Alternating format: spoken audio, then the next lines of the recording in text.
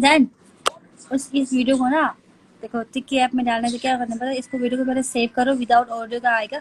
Save करके फिर यहाँ से तो इंस्टा में डाल दो, जो सेव होगा ना बाद में ना आई मूवी से ना ये स्क्रीन रिकॉर्डिंग करके ये सेम साउंड आ सकती है।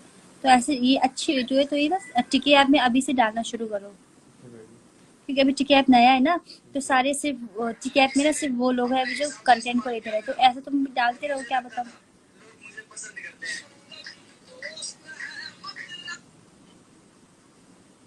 हर किसी ने अपने हिसाब से इस्तेमाल किया मेरा, और मुझे लगता था लोग मुझे पसंद करते हैं।